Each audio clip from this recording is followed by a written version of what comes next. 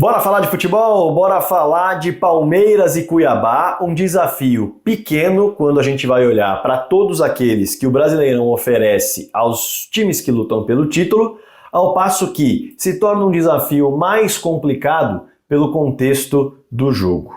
Vou trazer tudo no detalhe para você nesse vídeo que esquenta para a partida, já é tradição aqui no canal do Fragoso e você não perde, eu tenho certeza. Antes disso, para quem está chegando agora e conhecendo o trabalho nesse momento, prazer, meu nome é Rodrigo Fragoso, eu sou setorista do Palmeiras na TNT Sports e produzo análises em vídeos sobre o clube nas minhas redes sociais. Essa, claro, é uma delas. Quero chegar nos 100 mil logo, hein? Já somos mais de 55.300 por aqui.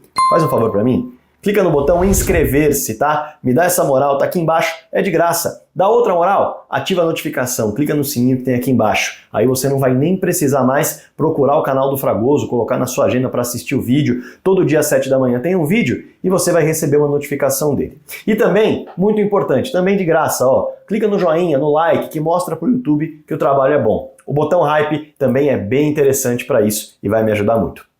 Evidentemente que eu espero um comentário seu aqui embaixo, algo a agregar na análise, algo a discordar da análise, debata com a galera aqui embaixo, todos os vídeos têm mais de 100, 200 comentários, é uma maravilha, eu leio todos, eu só tenho dificuldade mesmo de responder a maioria deles, mas o que importa é que você participe. Combinado? Bora pro tema?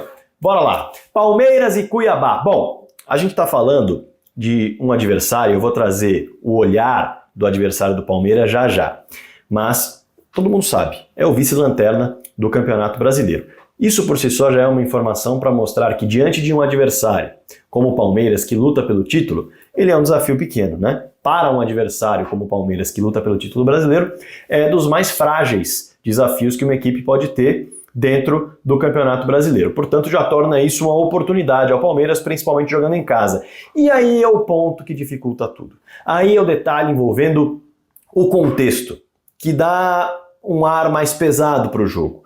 A gente está falando do jogo seguinte do Palmeiras, a eliminação traumática para o Botafogo, né? Porque o Palmeiras chegou a virar o jogo, mas na virada o gol foi anulado, chegou a viver, comemorar o 3-2, mas o VAR anulou com o toque de mão do Gomes e o trauma apareceu. Teve ainda a bola na trave do Gabriel Menino. Naturalmente, foi emocionalmente muito desgastante para todos os jogadores do Palmeiras. Então, isso pode gerar sim aquela baixa na energia, aquela baixa na confiança, que já não vinha muito grande porque o time havia sido eliminado também da Copa do Brasil pelo Flamengo, embora no meio desses jogos tenha vencido um jogo por 2-1, que pareceu uma virada de chave para o Palmeiras contra o São Paulo. Essa virada de chave pode de fato acontecer no Brasileiro, já que não aconteceu na Copa Libertadores da América. Quem viu o vídeo de ontem, inclusive, quem não viu pode assistir, eu falei sobre a sequência que vem por aí e que pode ser muito benéfica para o Palmeiras arrancar, ainda mais com os adversários diretos pelo título brasileiro estarem em outras competições dividindo a atenção.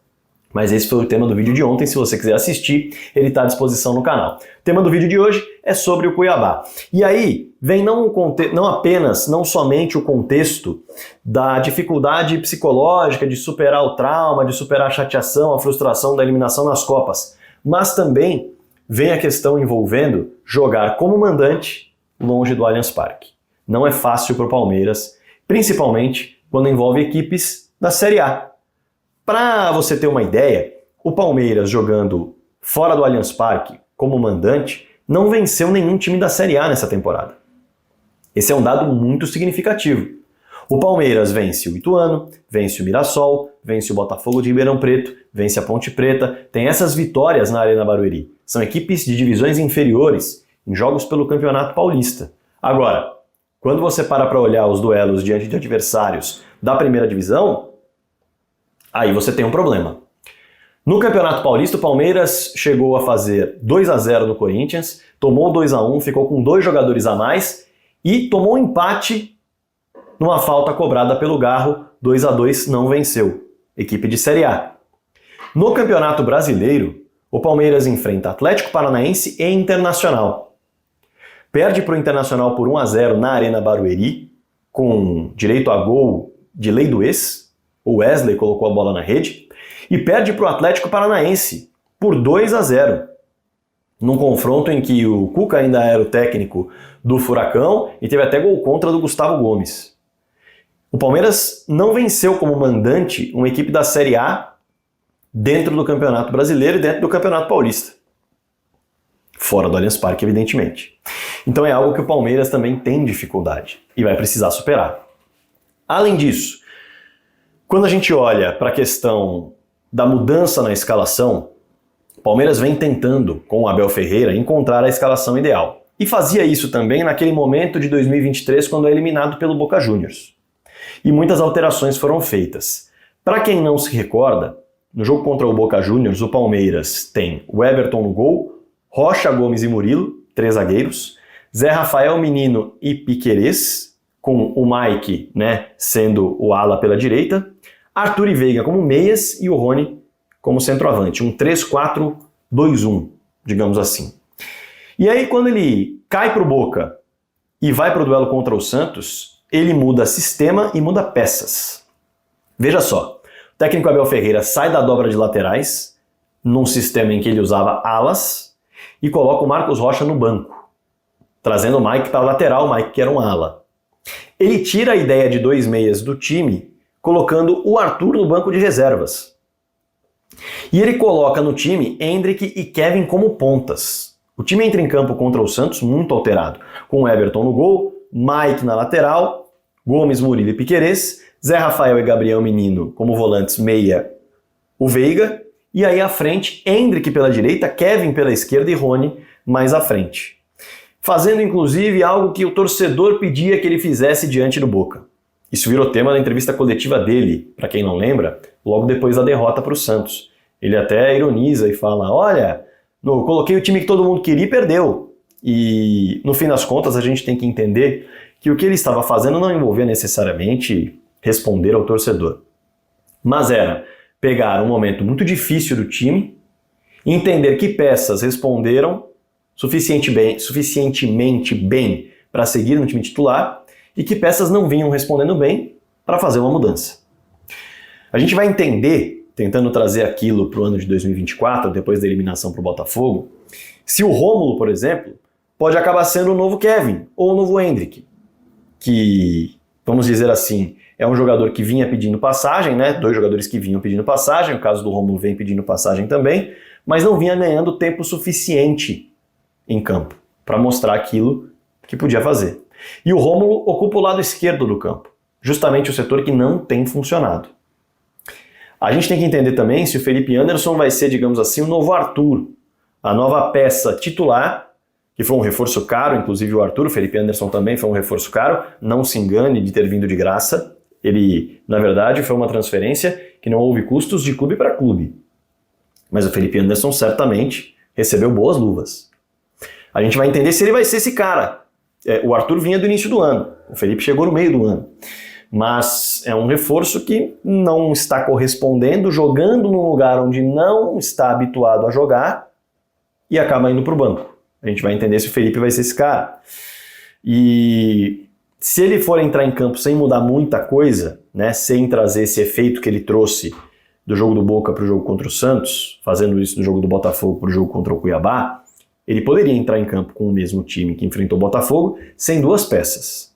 Gustavo Gomes, que está fora, e Zé Rafael, que está fora. Zé Rafael foi expulso contra o São Paulo, Gustavo Gomes, 3º cartão amarelo. E aí ele poderia substituir o Gustavo Gomes pelo Murilo, que está voltando, tendo Murilo e Vitor Reis na zaga, e o Aníbal Moreno, que foi banco diante do Botafogo, ocuparia a vaga de meio campo, ao lado do Richard Rios, utilizando o que ele projetou como escalação diante do Botafogo. Mas mudanças maiores podem acontecer. Diante desse Cuiabá, como eu disse, que é o 19º colocado. E aí, não é um 19º lugar enganoso. Não é um 19º lugar em que o Cuiabá está arrancando, fez um primeiro turno muito mal e está tentando sair da lama, está num momento legal. Não está. O efeito Petit, que é o técnico do Cuiabá, durou pouco.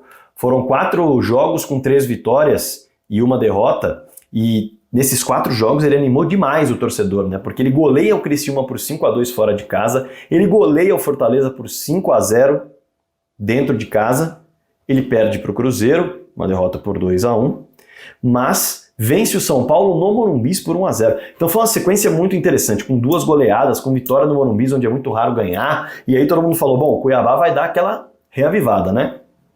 Mas de lá para cá foram 13 jogos e uma só vitória conquistada. Contra o Bahia, fora de casa, inclusive, se não me falha a memória, foi a primeira vitória, ou melhor, a primeira derrota do Bahia dentro da casa de apostas Arena Fonte Nova no Campeonato Brasileiro, justamente contra o Cuiabá. Mas foi só esse lampejo, de fato. No mais, foram 6 derrotas e 6 empates. Inclusive, o momento é tenebroso do Cuiabá. Cuiabá vem, nesse momento, eu até anotei aqui para não trazer um número equivocado, de uma sequência, para se ter uma ideia, de 5 derrotas consecutivas, travada por um empate contra o Atlético Mineiro 1-1, 2 gols nos pênaltis. Cada um marcou o seu no pênalti, nos pênaltis, né? Então é uma sequência muito ruim. Muito ruim. Para se ter uma ideia, o Cuiabá nos últimos 3 jogos, outro detalhe que eu anotei aqui, ele tem o gol de pênalti contra o Galo, ele não marca gol contra o Vitória, e tem o gol contra do Bright White contra o Grêmio na derrota por 3-1 em casa.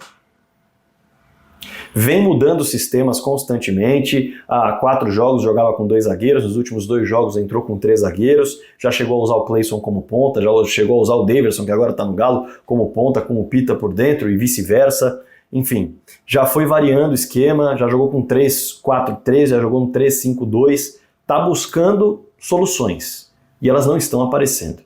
Para esse jogo, inclusive, o Petit tem o Alain Pereur suspenso, um zagueiro que é muito importante dentro do sistema do Petit.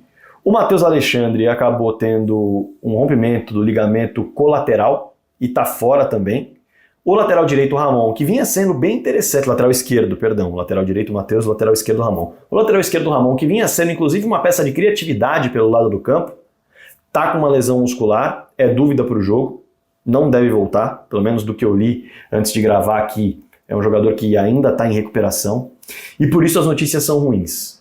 As laterais do campo mexidas, um zagueiro a menos, além de toda a dificuldade que o time tem para criar, para construir, para se defender. O Petit tem 2 esperanças aí, né?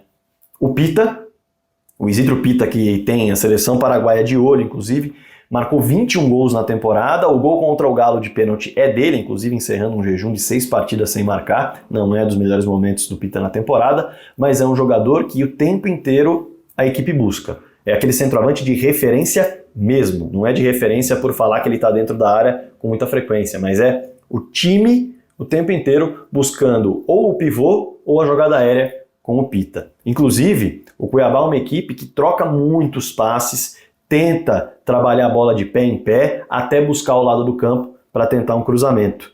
Por isso, inclusive, é um dos times que mais troca passes no Campeonato Brasileiro. Apesar de, curiosamente, ser um time que tem média de 45% de posse de bola. Fato é que o Cuiabá ele é um melhor visitante do que um mandante. E é outra esperança para se agarrar o técnico Petit. Dos 18 pontos conquistados, 12 foram longe do seu torcedor, o que é muito curioso, porque o Cuiabá na temporada passada era um mandante muito bom, até pelas circunstâncias que o Cuiabá tem para se jogar, muito úmido, muito quente, muito abafado, e como visitante não conseguia levar essa vantagem. E agora tem sido muito melhor como visitante do que como mandante, apesar de não ser grande coisa o aproveitamento como um todo. Fato é que é um adversário frágil, é um adversário no momento ruim, é um adversário sem encaixes, então o Palmeiras, que quer arrancar para tentar o título brasileiro, um tricampeonato brasileiro, é fato que para buscar esse tipo de façanha não pode desperdiçar mais pontos como desperdiçou contra o Vitória dentro do Allianz Parque, por exemplo. Então, diante do Cuiabá, o Palmeiras, mesmo jogando no Brinco de Ouro da Princesa, mesmo jogando depois de 2 baques, é um adversário tão frágil que pode se tornar de fato uma oportunidade para que o Palmeiras se recupere num momento de fragilidade emocional pelas 2 eliminações e longe do Allianz Parque, onde o time, como mandante, não venceu ninguém na Série A ainda. O Cuiabá se torna uma oportunidade de vitória. A ver como será. Uma vitória do Cuiabá ou até um empate do Cuiabá serão resultados absolutamente surpreendentes por tudo que eu citei aqui, envolvendo não só a campanha como um todo da equipe do Mato Grosso, mas também o momento que é péssimo, vindo de 5 derrotas em um empate em sequência.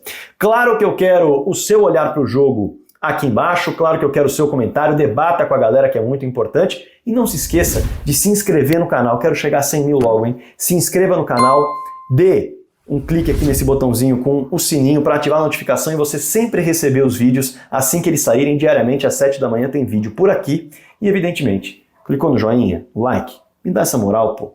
Vai, pro trabalho ficar legal, cada vez mais forte aqui, clica no joinha, clica no hype também, tudo gratuito para dar aquela moral, combinado? Compartilhe meu vídeo com a sua galera que eu também vou ficar muito contente. Comenta aí embaixo, hein? Bora falar de futebol.